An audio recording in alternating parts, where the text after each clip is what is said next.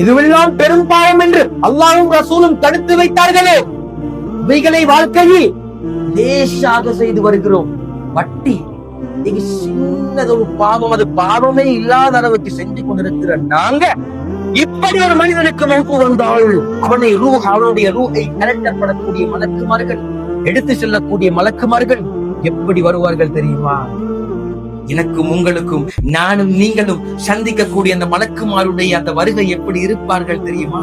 அருமையானவர்களே, அல்லாஹ்வின் தூதர் முஹம்மது ரசூலுல்லாஹ் ஸல்லல்லாஹு அலைஹி வஸல்லம் அவர்கள் இந்த உம்மத்தை பயப்பட வேண்டும், அந்த நிலைமை எங்களுக்கு வரக்கூடாது, கெட்டவனுக்கு கூட வரக்கூடாது என்ற நிலைமையில் பெருமானார் சொன்னார்கள். சிவந்த கண்களுடைய அந்த மலக்குமார்கள் வருவார்கள். அவர்களுடைய கண்கள் சிவந்திருக்கும், முகமெல்லாம் கருத்திருக்கும். கண் சோப்பாக இருந்து, முகமெல்லாம் கருப்பாக இருந்து, முரட்டுத்தனமாக எங்களிடத்தில் முன்னால் யாராவது வந்திருந்தால் உட கண்ணுக்கு மட்டும் விளங்குவாங்க, உட கண்ணுக்கு மட்டும் விளங்குவாங்க. அப்படி ஒரு ஜமாஅத்தார், அப்படி சில உருவங்களை நீங்கள் கண்டால், அப்படி நீங்கள் சிலவர்களை கண்டால், அல்லாஹ்வின் தூதர் பெருமானார் ஸல்லல்லாஹு அலைஹி வஸல்லம் சொன்னார்கள், இனி உன்னுடைய வாழ்க்கை முடிந்து விட்டது நண்பா, இனி உன்னுடைய வாழ்க்கை முடிந்து விட்டது, இனிமேல் உனக்கு சந்தர்ப்பமும் அவகாசமும் கிடையாது. உன்னுடைய பார்வைக்கு எட்டும் தூரத்துல வந்து இருந்துருவாங்க.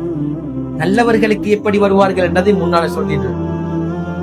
சிரித்த முகத்தோடு, வெண்மையான முகத்தோடு, சலாம் சொல்லிக் கொண்டு, சுவர்க்கத்திலே இருந்து கொண்டு வரப்பட்ட கஃன் புடவையை எடுத்து கொண்டு வந்து தலைமாட்டில உட்கார்ந்து உங்களுக்கு நன்மாராயம் சொல்லுவாங்க. மனிதா, அல்லாஹ் சொன்ன விஷயத்தை அல்லாஹ் எப்படி வாழ சொன்னானோ அப்படியே நீ வாழ்ந்து விட்டாய்.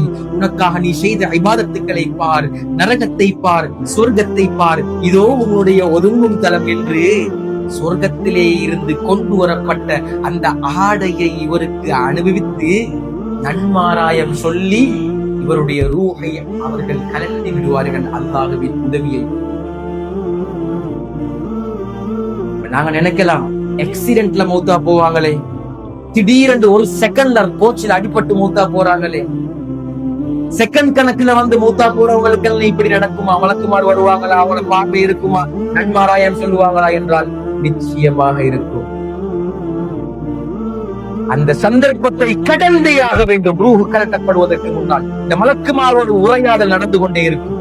உண்மையானவர்களே, இதே அவன் கெட்ட மனிதனாக இருந்தால், தொழுகை கடமை என்று தெரிந்தும் பாலாக்கியவனாக இருந்தால், ஒரு தாயுடைய உள்ளத்தை நோவினை செய்வது பெரும்